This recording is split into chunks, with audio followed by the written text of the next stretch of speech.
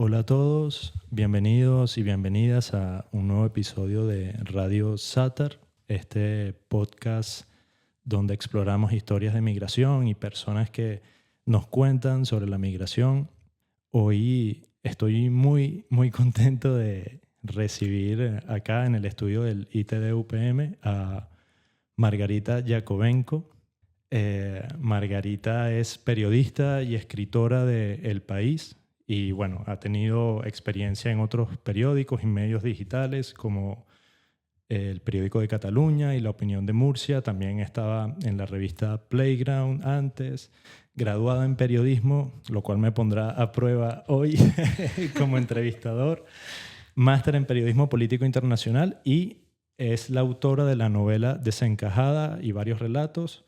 Y sobre todo, una de las razones de tener esta entrevista hoy es que recientemente ha publicado su último libro, Ocupación, con la editorial Seix Barral, y bueno, ya hablaremos también de eso. Bienvenida, Margarita. Muchas gracias, Camilo.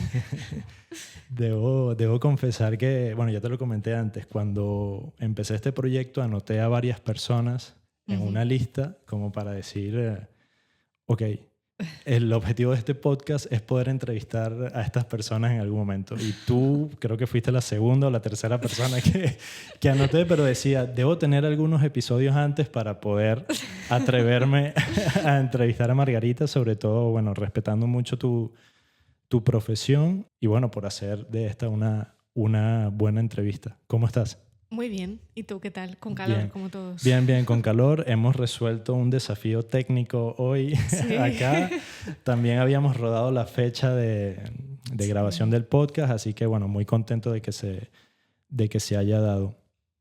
Bueno, tenemos muchas cosas para hablar hoy, pero voy a empezar por lo que tengo más reciente respecto a tu trabajo, que es la publicación de este libro Ocupación, que es el libro que estoy leyendo actualmente. Y quiero confesarte que no lo he terminado, lo estoy leyendo todavía. Y una de las razones es porque me parece que está muy bien escrito, un tema muy bonito y que incluso me toca a mí en distintos puntos, pero es muy fuerte para mí. Es un libro duro. Sí. Yo entiendo que lo es. De hecho, creo que cuando yo me senté a escribirlo no era tan consciente de lo duro que podía llegar a ser para la gente que me leía, ¿no? Porque al final en Ocupación hablo de sentimientos que yo tengo bastante asumidos ya. Y claro, encontrártelo, ¿no?, en las páginas y sobre todo no creo que sea un libro para llevarte a la playa, ¿no? Si lo que quieres es pasar un buen rato en tus vacaciones, pero bueno, es un libro para mí muy necesario. Sí, a mí me gusta este tipo de literatura. Lo que pasa es que siento que necesito como tiempo también para leerlo y para digerirlo. Y mi chica siempre me dice, bueno, pero ¿cuántas veces has leído esa página? No, es que quiero de verdad como absorber esto. Y bueno, para poner un poco en contexto a nuestros oyentes, voy a leer, si te parece, la descripción que está en el libro, Ocupación. Tras la muerte de su abuelo en la ciudad ucraniana de Tokmak en 2022, Tokmak, ¿está bien? Sí, sí. Recién ocupada por el ejército ruso y la posterior expropiación de su casa por los colonos, la escritora y periodista Margarita Yakovenko emprende una investigación sobre su historia familiar. Un recorrido que se inicia con su bisabuelo a comienzos del siglo XX bajo el Imperio ruso. Continúa con su abuelo en la Ucrania soviética y llega hasta España, en el presente, donde la autora se enfrenta a la imposibilidad de volver a su ciudad natal. ¿Cuándo fue la última vez que fuiste a Ucrania? En 2019, antes del COVID, porque luego vino el COVID, no pude ir, estaba todo cerrado. Y luego en el 2021 no quise ir yo. Había sufrido también una pérdida personal y no estaba como para viajar. Y en el 2022 empezó la guerra. Claro. ¿Y este libro lo empiezas a escribir después de 2022? Sí, este libro empieza a escribirse, bueno, mentalmente lleva escribiéndose 4 años. Sí. Lo que pasa es que yo no me senté a escribirlo hasta el 2025, hasta que pasan 3 años de la muerte de mi abuelo y del comienzo de la guerra. Y al final todo lo que tenía en la cabeza, todo lo que quería escribir, se escribió durante ese año, y que fueron unos cuantos meses, ¿no? Realmente le había dado tantas vueltas a lo que pensaba que salió casi de una vez, ¿no? De una sentada.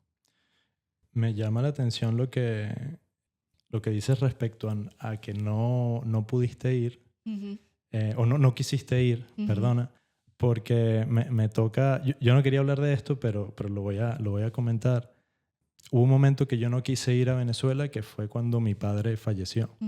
Mi padre falleció el 13 de enero del 2018 y yo no sentía que tenía que ir en ese momento. Y haciendo retrospectiva sobre eso, me he dado cuenta que tenía miedo de volver a Venezuela por temas de seguridad, bueno, políticos, muchas cosas.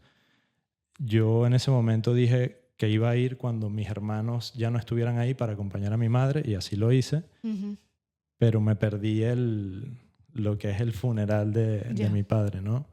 Y no porque quiero que me hables ahora de eso, pero siento que cuando uno no está en el sitio al que pertenece, te puedes hacer como muchas ideas sobre ese sitio, con razón, por supuesto, pero bueno, solo por si acaso este tipo de cosas alguna vez te ha rondado la cabeza, que sepas que es algo que pasa bastante también. Al menos a mí, por mucho tiempo siento que me ha perseguido, luego creo que estoy como en paz con eso, pero no es fácil, no es fácil. O sea, yo incluso imaginaba como que si vuelvo allá, más nunca voy a volver a España. Voy a perder todo lo que tengo acá, todo lo que he construido, mis hermanos no van a poder venir acá. O sea, te haces como un montón de películas, claro. Y nada, es un comentario que no necesariamente nos lleva a una conversación, pero sentí que conecté un poco con eso que comentaste. Sí, en mi caso, en realidad, la que murió era mi bisabuela, que murió durante el año del COVID.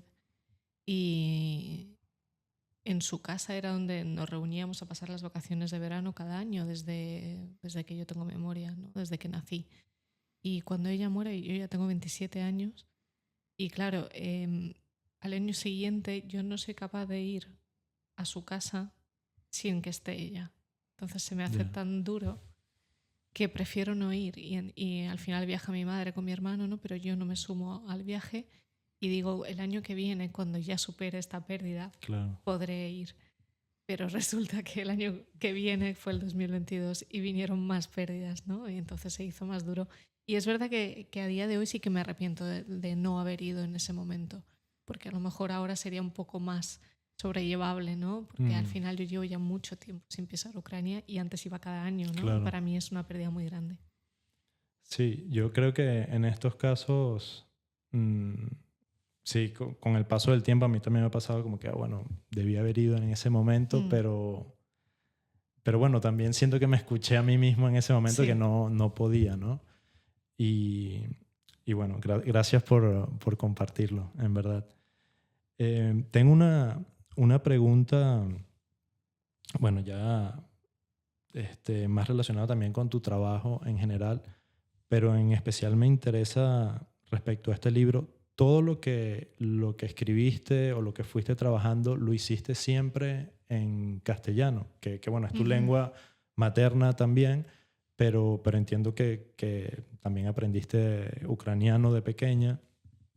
Entonces, como, claro, esto tiene un componente tan ucraniano, eslavo, o sea, me llama la atención. En realidad, en mi caso, mi lengua materna es el ruso, porque vengo de una parte de Ucrania. Como tu abuelo también, ¿no? Así es. Vengo de una parte de Ucrania en la que históricamente se ha hablado ruso por la influencia rusa y por la dominación rusa sobre ese territorio.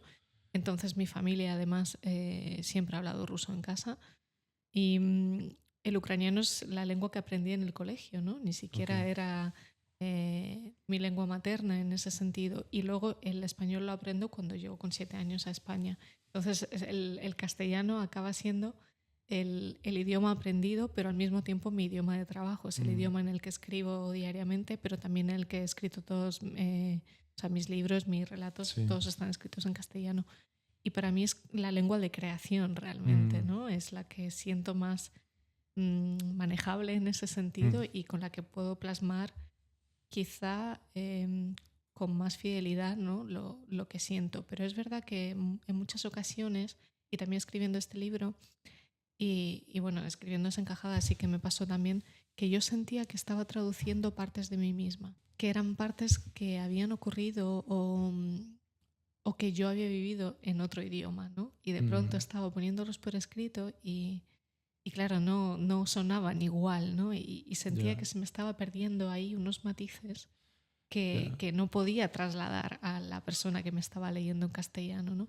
Pero también entiendo que es parte de la gracia de saber idiomas, y es que hay sentimientos que solo puedes expresar en uno de ellos y sentimientos que puedes expresar en otros, ¿no? Sí, sobre todo porque, bueno, esto es algo que estoy asumiendo, como hiciste el ejercicio de recordar mucho a tus abuelos, quizás te fuiste a una época donde tu lengua era el ruso, ¿no? Claro, y hay, por ejemplo, una escena en el libro en el que describo una conversación con mi abuelo estando en su casa y escuchando la radio, que evidentemente la radio sonaba en ucraniano en ese momento. Nuestra conversación se producía en ruso entre él y yo la estoy escribiendo en castellano, ¿no? Evidentemente ya es imposible que sea una correspondencia 100%, pero al final yo creo que en este caso el idioma es una cosa que está ahí, que nosotros la cogemos y la usamos, ¿no? Como mejor nos convenga.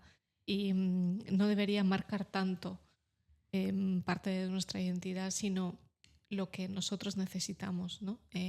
Para mí los idiomas están para que cada uno los coja y los use como quiera, ¿no? Pero no están para determinar lo que somos. Totalmente. En mi caso, sí. sé que esto levanta ampollas también cuando lo digo, porque muchas identidades se basan en el concepto del idioma, por ejemplo, ¿no? Sí, pero justo me vino a la cabeza una escena, perdón. No sé ahora si está en Desencajada o la leí en otro momento, en una entrevista, pero tengo esta imagen de tú siendo pequeña, actuando como de traductora para tus padres. Sí, está en Desencajada. Sí. En Desencajada. Sabía que lo había leído en algún sitio.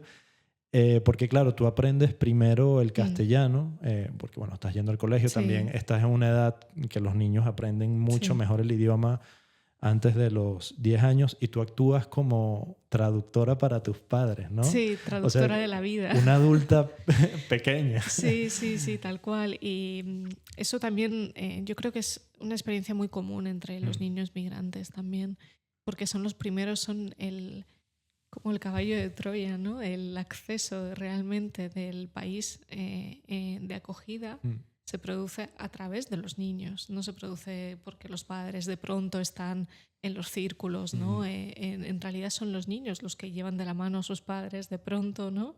Porque antes eran los padres los que se ocupaban de ellos, pero ahora son los niños los que les acogen en esta nueva sociedad. Porque ellos están mucho más cerca de ella y ellos han sido acogidos quizá con menos reservas también, ¿no? No, y sobre todo cuando hay un idioma tan distinto, ¿no? Claro. O sea, porque supongo que esto pasará también con un niño de Brasil, ¿no? Con sus padres que hablan portugués, pero bueno, el portugués puede estar un poco más cerca del castellano, ¿no? En tu caso fue de una lengua eslava al castellano y viceversa, ida y vuelta, ¿no? Entonces, cuando leí eso como que me enterneció mucho y al mismo tiempo como que sentía un poco de pena por esa niña, como por todo el peso que cargaba en sus hombros, ¿no? Sí, bueno, claramente esta clase de experiencias hacen que madures como a marchas forzadas. Y probablemente ni siquiera estés madurando psicológicamente, sino que estás asumiendo unas responsabilidades y unos roles más adultos, aunque tú todavía no has cambiado psicológicamente, ¿no? Y desde que escribiste Desencajada, cómo ha sido tu proceso en España, porque bueno, has seguido viviendo en España, Sí, viviste muchos años en Murcia, sí. ¿no? Bueno, no sé si tus padres Siguen todavía viviendo ahí, sí, siguen sí. viviendo ahí.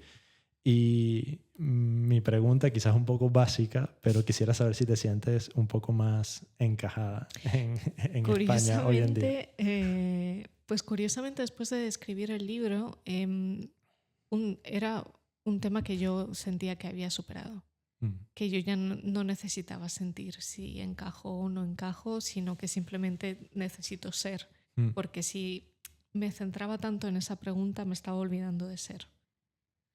Y para mí era importante empezar a primero escribir otras cosas, porque ok. ya el tema migratorio yo sentía que con el libro lo había superado Mm, y ya podía enfrentarme a otro tipo de textos. Y luego sentí que ya no necesitaba seguir dando explicaciones, ¿no? En el libro mm, aparece mucho la pregunta esta de dónde eres, ¿no? No mm, por cómo hablas, sino por cómo te ves físicamente o por cómo es tu nombre y tu apellido, mm, ¿no? Y la gente te lo pregunta constantemente. Entonces ya sentí que esa pregunta a mí no me iba a afectar más, porque hubo un momento, y yo llevaba viviendo más de 20 años en España, en el que esa pregunta se me hacía una y otra vez y ya empezaba a molestarme en el claro. sentido de me enfadaba. Ya era Mm, un enfado em, que muchas veces ni siquiera estaba justificado porque la persona que tenía enfrente no lo hacía con mala claro, intención, ¿no? claro, Pero sí. yo sentía que a mí esa cosa me reconcomía por Sí, dentro. porque quizás una predisposición por otras cosas que te han dicho en Claro, el pasado. Sí. claro, y también porque tú pensabas que al decir de dónde eras de verdad te iban a juzgar de un modo o Mm, de otro, ¿no? Y bueno, después de escribir el libro sentí que esto ya no me iba mm, a molestar más. Lo que pasa es que cuando empezó la guerra sufrí como un proceso de regresión ya, realmente, porque yo ya me sentía que este tema de la identidad y de dónde era estaba completamente superado y de pronto me convierto en la ucraniana que cuenta lo que pasa en ya. Ucrania. Sí, porque siendo periodista, bueno, me acuerdo que te vi, bueno, y te sigo viendo como en programas, incluso donde tú das una opinión, bueno, Sí, además en un perfecto castellano, que es como claro. un súper lujo. Pero al mismo Y tiempo, claro, ves como el resto se olvidan de que tú tienes pasaporte español. ya.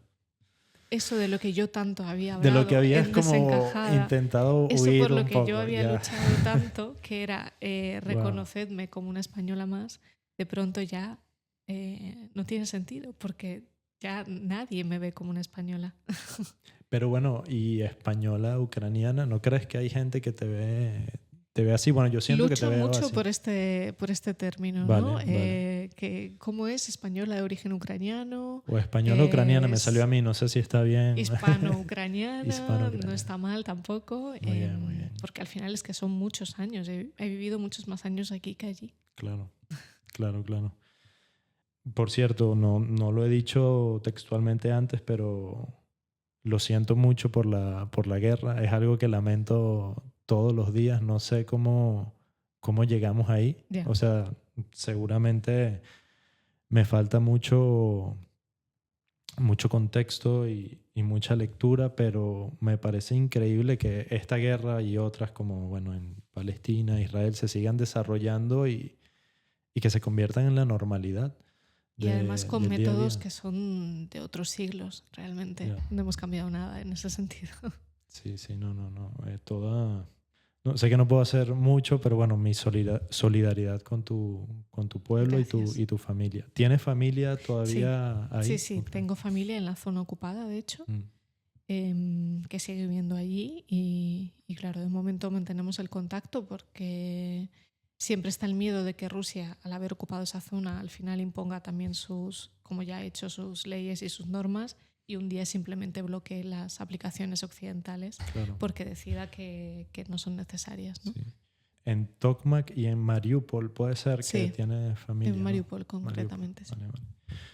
Pues nada, sí, espero que de alguna manera mejore la situación y ojalá más pronto que tarde Hmm, puedas también ojalá, sí. volver, porque sé lo que es estar lejos. Mira, quería comentar contigo un artículo, Sí. bueno, por el cual te quiero felicitar también, Gracias. que salió hace poco en El País. Lo estoy buscando ahora porque, a ver si la tengo por acá. Es esta entrevista que hiciste a la escritora turca Ece Temelkuran, igual lo digo mal. Eche Temelkuran. Ece Temelkuran, que bueno, desde que leí tu entrevista me dije que la voy a leer, no la he leído. Y bueno, creo que esto se puede encontrar luego en la web del País. Está Bueno, de hecho. pondremos el enlace acá en el episodio. Y quiero hablar de esto porque recientemente estuve en Turquía por trabajo. Estuve en 2 ciudades, en Gaziantep y en Estambul. Y en Estambul estuve de vacaciones. O sea, mi trabajo era de lunes a viernes y dije, bueno, voy a quedarme el fin de semana en Estambul. Claro. A conocer y tal. Y estaba ahí en Estambul y bueno, ya llevaba una semana en Turquía y tenía como una sensación de mal cuerpo. Yeah. Porque de alguna manera me recordaba a Venezuela, y esto lo he dicho como a muchos amigos, y bueno, pero no crees o tal, no sé qué, como que no le ven el sentido. Y bueno, yo siento, o es mi perspectiva, que Turquía es una dictadura, pero es una dictadura moderna, en el sentido de que se ha acoplado muy bien al sistema internacional y a marcas occidentales, con, digamos, ahí se considera un país capitalista. Sí. Entonces, bueno, tú ahí vas al MediaMarkt o al Starbucks, está todo ahí normalizado y hay una cantidad de presos políticos y también falta de libertad de expresión que no me pegan como con esos valores occidentales de libertad del consumidor y tal. Entonces, lo que yo empecé a notar que repetía mi cuerpo era que, claro, esto es a lo que aspiraría un gobierno como el de Venezuela. Digamos, a establecer como este equilibrio de cierta prosperidad, entre comillas, dentro del país, porque además es un país súper turístico. Sí. Pero con el control férreo que tiene el gobierno.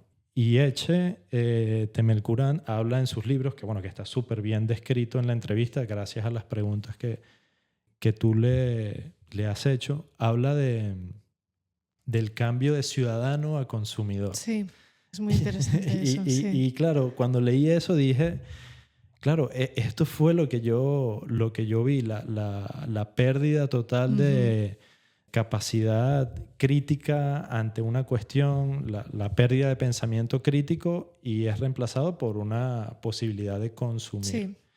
Y bueno, simplemente quiero que me hables un poco de esta entrevista, cómo fue para ti. De nuevo, te felicito porque me has descubierto algo muy bueno que creo que me va a nutrir.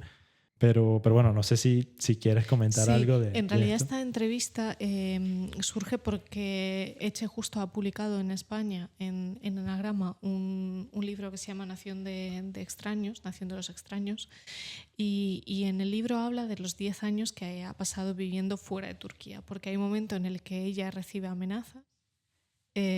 Como es escritora y es periodista, evidentemente no tiene la opción de decir ni de escribir todo lo que le gustaría, porque hay un momento después de ese golpe de estado raro que sucede en Turquía en el 2016, en el que Erdogan asume básicamente plenos poderes y se convierte en un autócrata, y en ese momento ella se da cuenta y le dicen claramente, ¿no? Porque la van a visitar varias personas que le dejan muy claro que o se une a todo este gobierno, ¿no? Y lo apoya, o directamente no tiene nada que hacer en Turquía porque le van a hacer la vida imposible.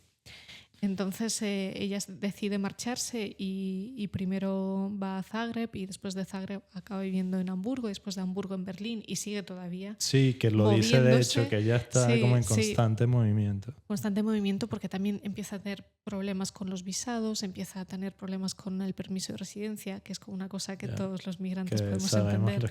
Sí. Y claro, ella sigue teniendo pasaporte turco, entonces bueno, todo se complica más.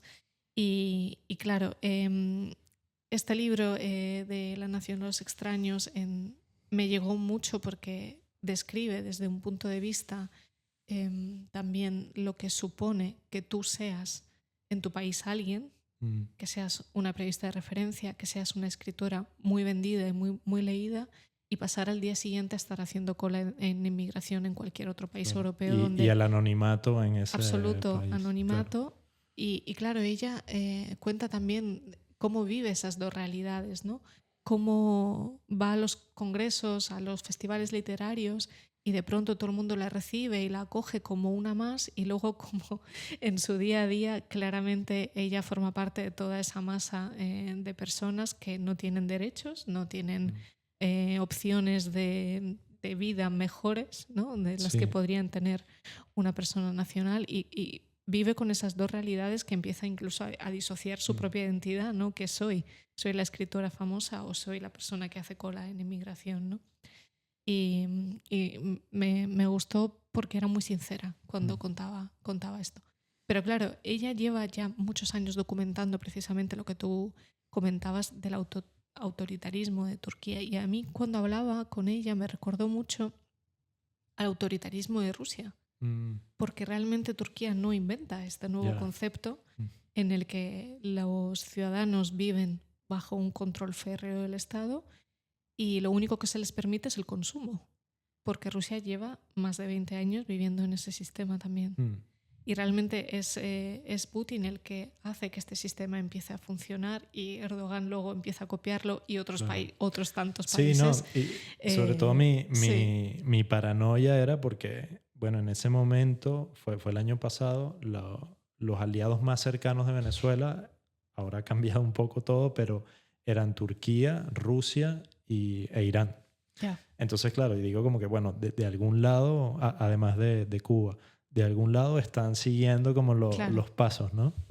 Claro, y realmente en Rusia lo que ha habido desde los años 90 es un capitalismo salvaje en el que tú tenías acceso evidentemente al Starbucks, al McDonald's y a Chanel, que ahora están todos prohibidos, y la población firmó esta especie de pacto social en el que nosotros no nos quejamos de todo lo que vosotros hacéis, mientras vosotros vais militarizando la población y la sociedad, vais restringiendo derechos y nos vais silenciando, y no nos vamos a quejar mientras nos dejéis una parcela de libertad. Y la parcela de libertad, después del comunismo, evidentemente, fue el poder comprar todo lo que queríamos, ¿no?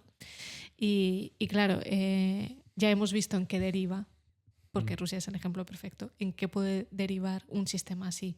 Y yo no creo que a Turquía le quede muchos años. Lo que pasa es que sigue siendo un país amigo, en el que se hacen reuniones, en el que van el resto de los estados occidentales, porque además es muy cómodo tener a Turquía de tu lado, sabiendo que está donde está, ¿no? Geopolíticamente.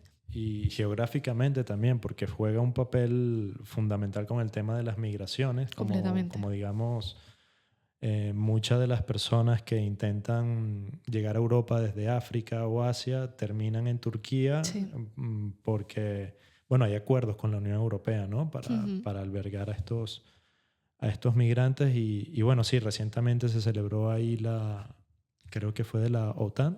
Sí, hace nada. Sí, que el tipo además les regaló un revólver gigante. Les regaló un arma, Sí. Como si fuera... No. Pero eso, que siento que este tipo de eventos validan a Turquía en el sentido de que, bueno, se sabe que están violando derechos humanos, se sabe que hay presos políticos, pero es lo mismo que se hacía con Rusia, cuando ya se habían apropiado de una parte de Ucrania, cuando había presos políticos, cuando tenían estas leyes en contra de lo que ellos llaman la propaganda gay, ¿no? Todo eso estaba, y aún así... Y se hizo un mundial en Rusia, de hecho. Ahora que estamos en España, recién ganó. Se hizo un mundial cuando todo esto ya estaba ocurriendo. Se hizo un mundial de fútbol en el 2018 en Rusia. Sí. Gracias por traerlo, porque yo venía hablando de Turquía, pero es clara la relación. Y bueno, quiero simplemente leer una cita que está acá en la publicación del País, que señala esta escritora: los refugiados, los inmigrantes, son las personas que portan la sabiduría de sobrevivir con moralidad, con dignidad. Esto está como un highlight aquí señalado en la entrevista, y me encantó porque siento que viniendo yo de un régimen autoritario, de un país con un régimen autoritario como Venezuela, muchas veces igual no es que porto las soluciones, ¿no? Pero traes experiencias Sí. al país de acogida que, bueno, tratas de compartir como para Ojalá, orientar, ¿no? Y ojalá decir, te mira, escuchen también. claro, sí, no siento que todo el mundo me Sí, escuche, pero qué importante esto, ¿no? y yo creo que uno de los... hablamos mucho de integración y de acogida y tal, pero uno de los papeles realmente relevantes que deberían hacer estas sociedades que reciben migración y reciben presos y reciben gente que está huyendo de unos regímenes políticos que son contrarios a la Sí. vida, es precisamente crear espacios en los que la gente pueda compartir las experiencias y cómo incluso han ido viendo a lo largo de los años, de las décadas, cómo su país se iba sumiendo, ¿no?, en ese autoritarismo o cómo iban recortando libertades, y eso iba ocurriendo poco a poco porque creo que si se llegara a compartir con la población de acogida, por llamarlo de algún modo, podríamos crear probablemente algún tipo de lenguaje en el que este tipo de situaciones ya no tengan más cabida, porque ya tendremos una experiencia adquirida, ¿no? Algo nos pueden enseñar toda esta Claro. gente que viene de estos sitios, ¿no? Sí, y sobre todo porque, bueno, hablo como migrante, algo que tiene uno cuando llega a España y cuando llegas a cualquier sitio, son esas ganas de aprender Sí. de la gente del país, ¿no? Y Pero la gente del país nunca quiere aprender. exacto. Creo que es como una reflexión a la que he llegado ahora. O sea, sí hay gente de España, por supuesto, que se interesa por nuestros temas, pero siempre somos como nosotros los que estamos, Claro, pero bueno, igualmente nutriéndonos, yo ¿no? estoy hablando también a un nivel mucho más Claro, sí. estatal, un nivel, no el día a día Sí, con la pero que gente, incluso en ¿no? el día a día creo que no pasa lo Ya, suficiente que debería pasar. sí. Bueno, podría aquí hablar mucho, pero a ver, en mi día a día tengo la suerte de estar rodeado de gente en el trabajo que se interesa mucho, por ejemplo, por el tema de Venezuela y tal. Pero Pero eso es luego, una burbuja al final. sí, es una burbuja. Yo trabajo en la universidad y tal. Y sí estoy de acuerdo de que debe pasar más a nivel alto de Estado, pero estaría bien que pasara también como a un nivel más de ciudadano de a pie. Bueno, en parte por eso hago este podcast, creo. Claro. Aunque sea un granito de arena, ¿no? Sí, pero es muy necesario, y sobre todo hay una serie de inteligencias que deberían ser compartidas. Si la gente también estuviera más dispuesta o tuviera la mente un poco más abierta de escuchar esas inteligencias, ¿no?, y esos relatos, yo creo que ganaríamos mucho más como sociedad europea o sociedad occidental, ¿no? Porque precisamente ahora mismo la autoridad moral de Europa está prácticamente desaparecida, y para mí que la única forma que puede llegar a tener de reflotarla es precisamente incluyendo todas estas voces nuevas que tiene en su territorio, porque hay mucho conocimiento ahí que se podría usar. O sea, Europa lo podría usar incluso a su propio beneficio, que siempre hablamos, ¿no?, de todo lo que se puede llegar a aportar.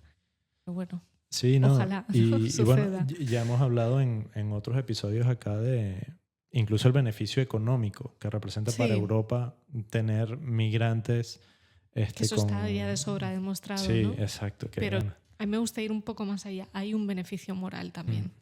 Lo hay. Si esta gente tuviera el lugar para hablar y el lugar en el que los escuchen, se podría crear algo mucho más grande de lo que tenemos ahora mismo. Se podría revitalizar probablemente. Hay nuevas ideas y sobre todo nuevas experiencias, ¿no? Sí, que me encanta lo de la moralidad también, porque lo has dicho y por supuesto que, o sea, sería como lo ideal, pero bueno, a veces siento que igual, ojalá me equivoque, pero soy como muy pesimista con esto. Pero bueno, lo que quiero decir es que es muy bonito y ojalá pase, pero no sé si te pasa, pero siento que estoy muy contaminado como por las redes sociales, Sí. lo que leo. No sé, o sea, quisiera tener como más ese espíritu de que puede pasar, pero bueno, gracias por decirlo porque me anima a pensarlo más. Sí, bueno, es que las redes sociales al final son la anestesia general, ¿no?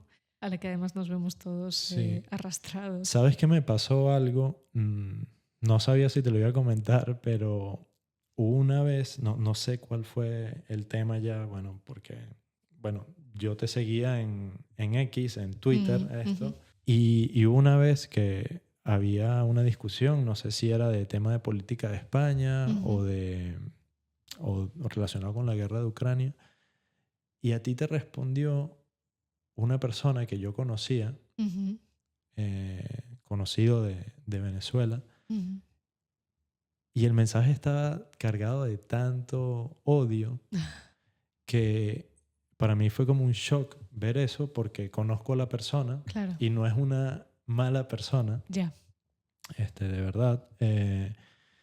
Pero leer eso ahí dije, wow, o sea, ¿hacia dónde nos estamos yendo o qué pantalla estamos creando para la gente más joven también con estos discursos cuando en realidad ni siquiera, o sea, yo sé que no es esa persona, ¿no? Ya. O no es esa persona que te está transmitiendo que es con ese comentario horrible Ujú. que no voy a reproducir acá, pero quizás mi pregunta es cómo lidias tú con eso, bueno, sobre todo siendo una figura pública, o sea, al final siendo periodista diría, el periódico más importante del país. ¿De alguna manera te preparas para esto? Es verdad que yo X lo abandoné Ok, sabia decisión, yo también. porque me di cuenta de que ya no tenía sentido seguir allí Mm, porque ya no hay debate. Solo hay odio, confrontación, y también hay mucha gente que lo usa para todo lo contrario, para promocionarse. El momento en el que el tic azul pasó a ser un ya, tic de pago, sí, ya no importa quién seas, ni sí. dónde trabajes, ni la opinión que tengas. O sea, ahora mismo se puede comprar como lo podemos comprar todo, ¿no? Mm. Prácticamente. Bueno, el consumo de nuevo. Sí, sí, sí. De hecho, Sí, ya no hay figuras de autoridad. Ahora hay figuras que pagando se convierten en gente a la que seguir, ¿no? sí, Y, y claro, yo entendí que ese ya no era mi lugar. Al mismo tiempo, siento, es la única red social que he abandonado, bueno, después de mm, Facebook, evidentemente, porque Facebook, ¿quién sigue en Facebook? No, no sé quién sigue ahí.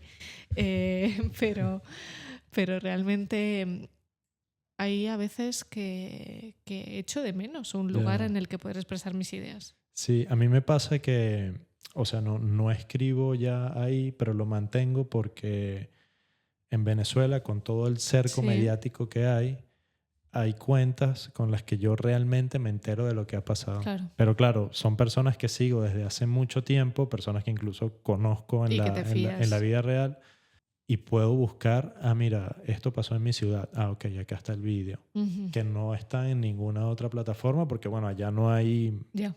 periódicos ni medios eh, con, digamos, libertad de Ujú. pensamiento o de opinión.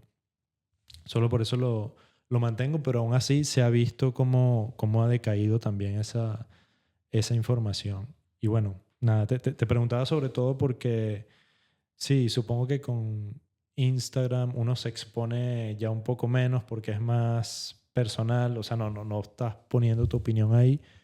Y bueno, supongo que ahora que estás en el país, tu opinión está muchas veces ya reflejada Sí, en un pero artículo. igualmente agradeces poder hablar con Claro. la gente, ¿no?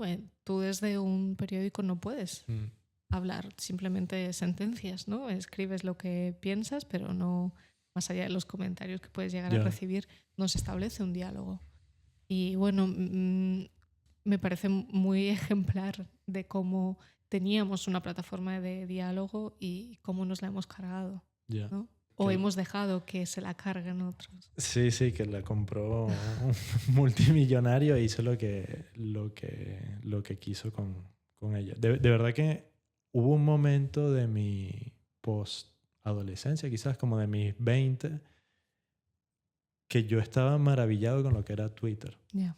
O sea, por la la posibilidad de hablar con alguien en cualquier lugar del mundo sobre un tema, opinar o enterarte.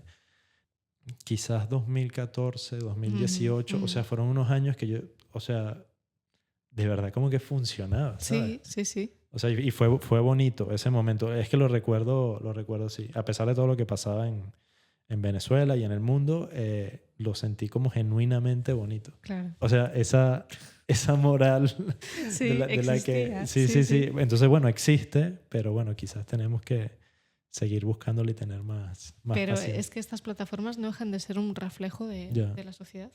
Sí, totalmente. Bueno, creo que vamos llegando hacia el final y quería comentar contigo algo ya más como periodista, porque me da curiosidad. ¿Cómo es tu relación con la fotografía?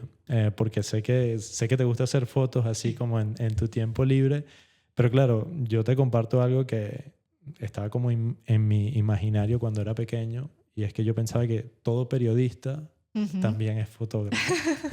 O sea, eso para mí era... Yo veía como el periódico e imaginaba que el que hacía la foto era también el que escribía y todo. Hay medios en los que sí, ¿eh? Okay, hay medios con poco presupuesto que, por desgracia, todo lo tiene que hacer la misma persona. Sí. Pero bueno, por fortuna no es tu caso, no. Y puedes dedicarle a la fotografía como más cariño genuino fuera del trabajo, ¿no? Claro, sí. Y además, en el caso del País Semanal, cuando viajamos para reportajes o entrevistas, casi siempre trabajamos con el fotógrafo que va a hacer las fotos. Entonces, cuando son reportajes largos de estar una semana o 2 semanas en un sitio, tú estableces casi como una especie de matrimonio de conveniencia, ¿no? En el que estáis los dos viviendo en el mismo hotel o incluso en el mismo piso, y tú vas haciendo las entrevistas y las preguntas y tal, y él va o ella va con su cámara haciendo también, y te va dando también su visión. Y yo agradezco mucho eso cuando estoy trabajando, porque a lo mejor hay cosas que se me están pasando por alto y el fotógrafo o la fotógrafa lo está viendo muy claro, ¿no? Tenemos que ir por aquí porque esto es donde hay... Y claro, un reportaje, una entrevista no funciona sin fotos. Es una cosa que tenemos que tener clarísimo cuando estamos escribiendo, porque sin fotos, sin ese fotógrafo, tú no tienes texto. Y no tienes, supongo que una manera de transmitir luego al lector. No, o sea, tú funcionas porque también hay un fotógrafo que funciona contigo. Si no, tu texto no es nada. Claro. Y no es solo la foto, sino que supongo que logre plasmar en la foto de lo que estás hablando. Por eso es tan importante en los reportajes también ponerse de acuerdo, que tú le expliques tu visión del reportaje y que él vaya como haciendo también, sacando a la gente con la que tú hablas, yendo a los sitios contigo, o si no puede ir contigo, yendo después a los sitios, porque eso es relevante, sí. Y, por ejemplo, sobre todo para poner en valor este trabajo que me parece... Bueno, yo confieso que compro El País los domingos, sobre todo, porque está este especial. Esta entrevista salió en el periódico el 12 de julio. ¿Desde qué momento tú estás trabajando en esta entrevista? Pues la entrevista, esta en concreto, se hizo la primera semana de mayo. Ok.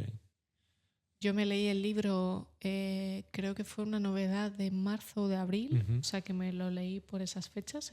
Desde ahí estarías ya trabajando también. Okay. Y luego me leí otros libros suyos, me leí más entrevistas. Vale, claro. Porque los libros, para aclarar, te los lees ya sabiendo que la vas a entrevistar en mayo. Okay. Sí, normalmente sí. Se acuerda una fecha, se acuerda también una fecha con fotógrafo que vaya bien para el fotógrafo. Y claro, luego es todo el proceso de gestionar el viaje, estar el tiempo necesario con esa persona. Las entrevistas del semanal requieren mucho tiempo. Okay. No es una entrevista de media hora. Y más las fotos. Normalmente reservamos 2-3 horas, 4. Idealmente 4. ¿Y en este caso fue un solo día la entrevista? Sí. Okay. Sí, vale. sí, Pero se hizo todo. Se puede dar que el fotógrafo a lo mejor no tiene tu disponibilidad y tiene que ir otro día. Siempre es peor para el entrevistado porque le estás molestando. Sí. Y claro, al final hicimos esta entrevista en mayo, pero vamos con tanto adelanto de programación que el sitio que tenía era en julio. Ok. O sea, hablamos entonces de unos 4 meses de de trabajo previo. Sí. O sea, hasta... Hay cosas que llevan mucho menos tiempo porque son más urgentes, entonces vas y lo haces y sale en 2 semanas, está publicado. Y luego hay cosas que incluso llevan más tiempo. Yo hay reportajes que he estado planeando y luchando de 1 año. Wow. Ahí, por cierto, lo pondré también por acá, uno de Groenlandia, que me encantó. Ese estuve 1 año Wow. intentando conseguirlo todo. Es súper bonito. Porque además estuvimos 2 semanas y reservar que un fotógrafo pueda viajar contigo 2 semanas. Piensa que los fotógrafos casi siempre son colaboradores y trabajan en muchos más sitios, no solo en el país, ¿no? Entonces le estás reservando todo ese tiempo para que no trabaje para ningún otro medio durante 2 semanas. Y eso es muy difícil de conseguir también. Sí, ¿no? Y me imagino también el tema de conciliación con vida personal, de irte allá 2 semanas, tal, o sea que no... No es fácil. No es fácil, pero por eso justo te preguntaba eso. Bueno, vuelvo ahora a lo de la fotografía porque no me has respondido. Verdad, sí. No, yo que hablo mucho, pero quería poner en valor eso porque si no están suscritos al país y no lo ven en línea, por lo menos cómprenlo el domingo, que no se van a decepcionar. Y la fotografía. Y volviendo vamos a la fotografía, sí. Pues realmente yo llevo haciendo fotos desde la adolescencia más o menos. Desde incluso antes de saber que iba a estudiar periodismo. O sea que mira, me vino antes la fotografía, curiosamente, que el escribir.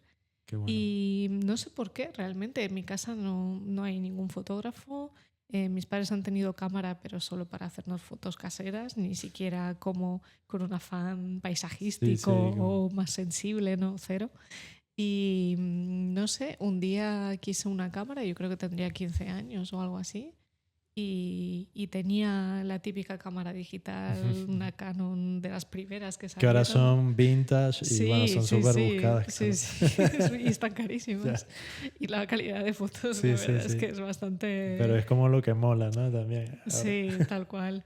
Y me compré una con el dinero que había ahorrado, me compré una Sony, un Reflex, creo que de las Alpha, de las primeras que sacaron entonces.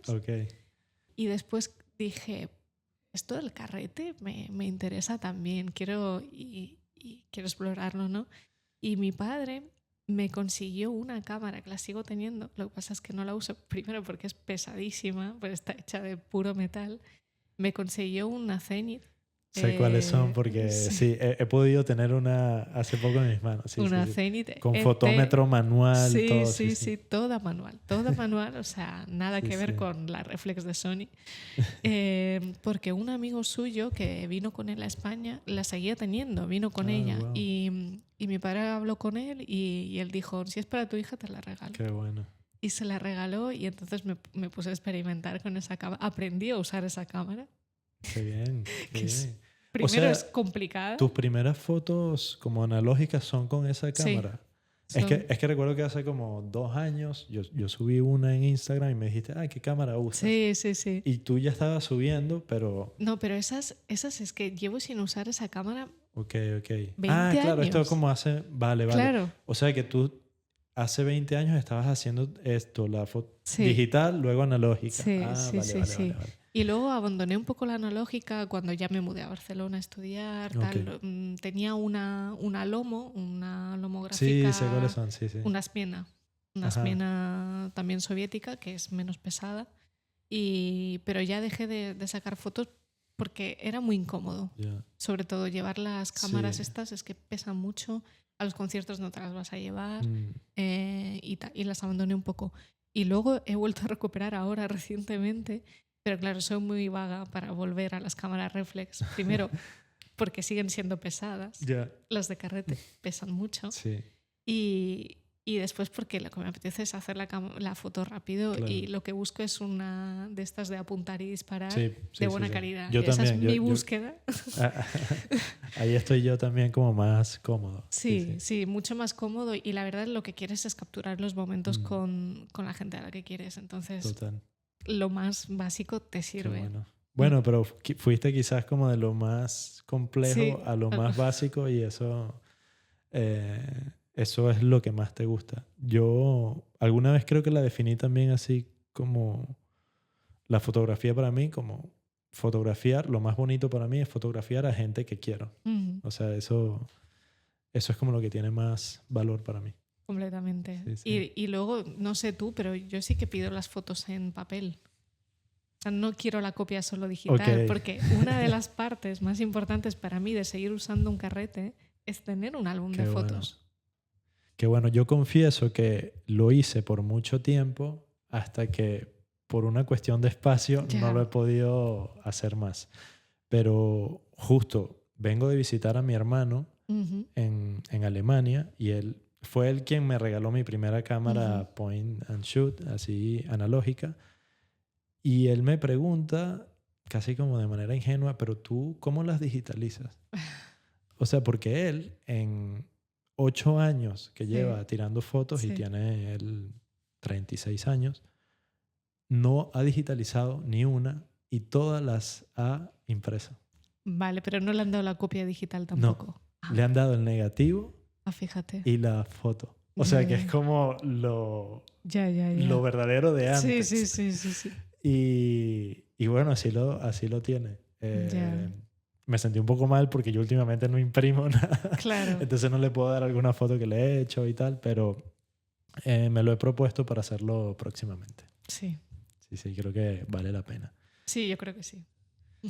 Muchas gracias por esa respuesta tan genuina y, y honesta.